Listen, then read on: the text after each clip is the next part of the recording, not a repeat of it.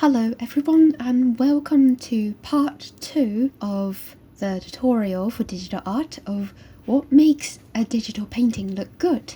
Last time we talked about clear composition, consistent palette and contrast, and this time I want to talk the next 3 things.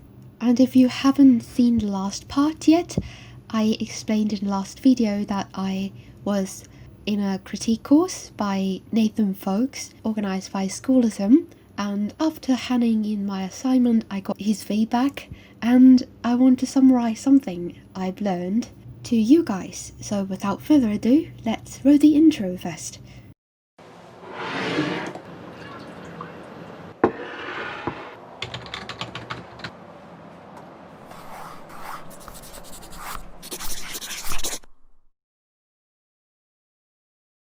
Alright, so this time I was painting over a 3D model screenshot that's from, if you notice, the characters is from How to Train Your Dragons. If you see Hiccup in the right corner, he's the young version of him, so it's probably the first movie.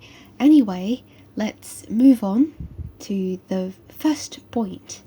The first point is to know the light sources, and this is something I noticed even before the critique course. You'll know it too if you have any drawing or sketching classes. The first thing this teacher is going to tell you to do is to sketch the ball, the sphere, with one light source. And if you remember that's I felt at that point I was a pre-teen and I thought that was the most boring thing I can ever have in an art class.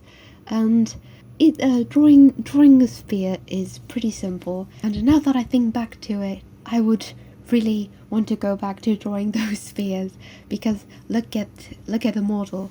What I'm drawing now is a lot of complicated shapes patched together, and then I have to combine them with the lighting, the light source. And the 3D model made it easier because I can see exactly what those shapes are. All those shapes are really simple ones, and if they rendered it and put it in a movie, you will see that those aren't these shapes at all. They have really complicated, really organic shapes, to be precise. And anyway, what I'm going to say about the light sources is not only to know that there is a light source, but to have a clear idea of what colour the light source is. Unless your character is standing in a shooting room where they have just one bright light shining on top of them, usually there will be a light and then the natural light, and then maybe there are some extra light. And you can see in the painting I'm working on, the most obvious one is that goblet of fire thing on the statue, right? The blue light, the blue fire. The second light source, also quite noticeable, is from the torch Hiccup was holding. And so there's blue and there's yellow, and you think that's probably it, but there's actually a third light source, which is from off screen to the right. If you look closely, the right side of Hiccup has a slight tinge of blue. It is because on his left, that I imagine that was the door to outside, and the door's open, and then the night light is shining from outside. And you can see the same blue tinge on the dragon or gargoyle's legs, that he has both his two legs, and the leg on the right had this bluish sort of outline thing that indicates there's a third light source on the right. And then when you look at his leg on the left, the light is blue, but it's a different shade of blue, and it's from the goblet of fire. So to sum it up, you have to be careful about what your light sources are, and there are many times, in many occasions, that you have the complete control over whether there are more than one light source and how many light sources and what color the light sources are.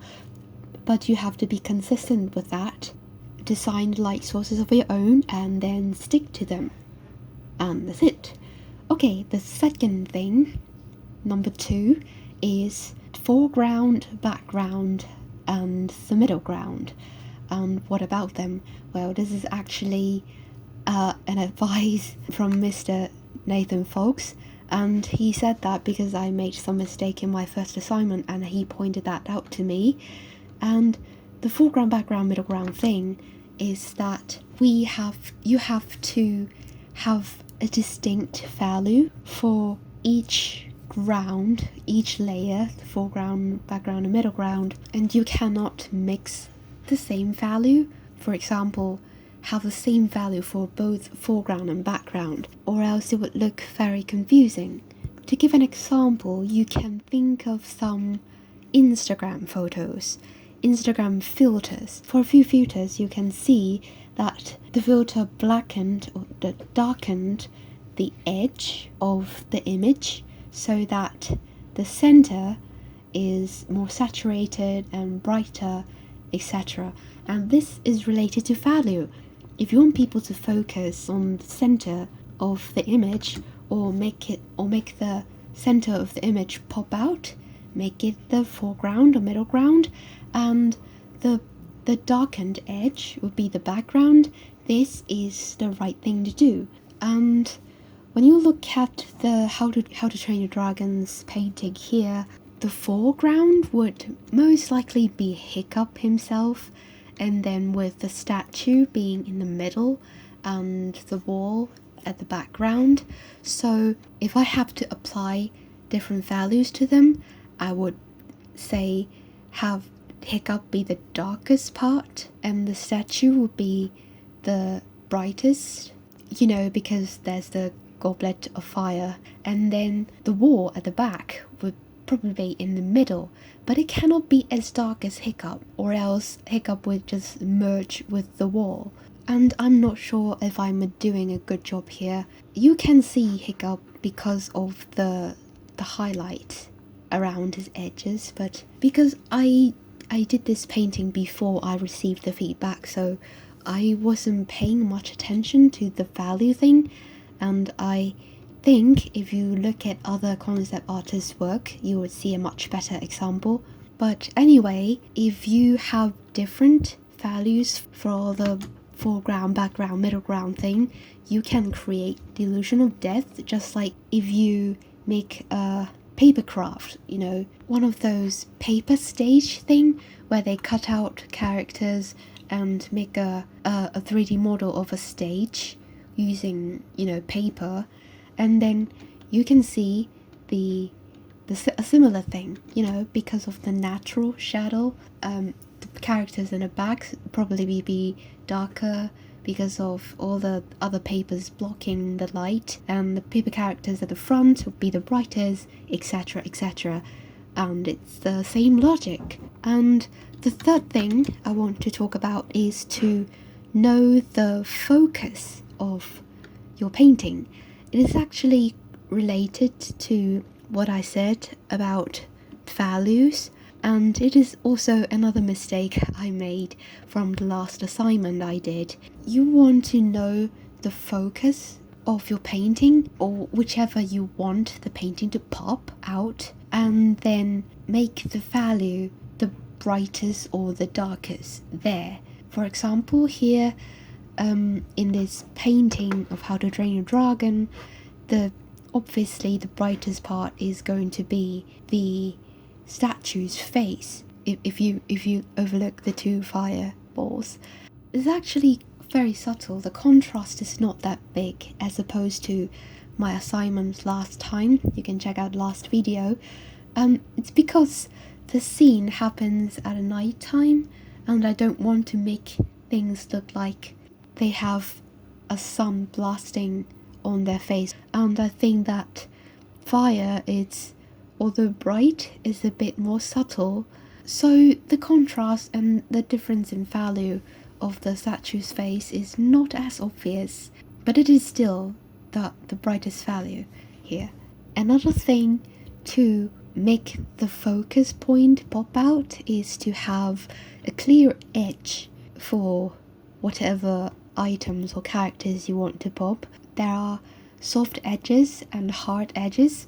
Soft edges is just something that you can see as smoother.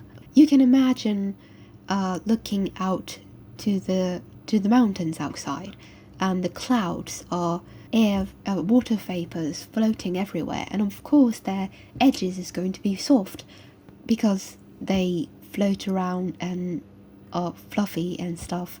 And anyway, for hard edges, you imagine something like the edge of a table kind of edge, and you do that if you want something to have a clear cut from the background or something. For example, if I want the statue to pop from the wall behind it, I would have a hard edge. For example, you can see the side of its helmet have a clear boundary, a clear line separating the bright value and the dark value, separating the light and the shadow, so that you and I can see the shape of the statue better, and you can clearly recognize that it is a statue. Look at the statue, something like that. And I see a lot of digital artists, especially when they are beginners, their painting has a lot of different colors and values and details spread all over the canvas, and they probably have a focus. You can imagine a character standing somewhere on the canvas, but the rest of the space are filled with stuff.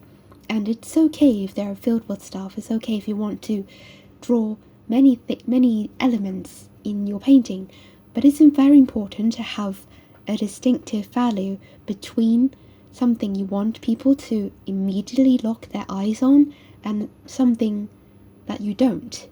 And I believe if those digital artists can manage that, their painting would look much better than when they mix all the values in different places.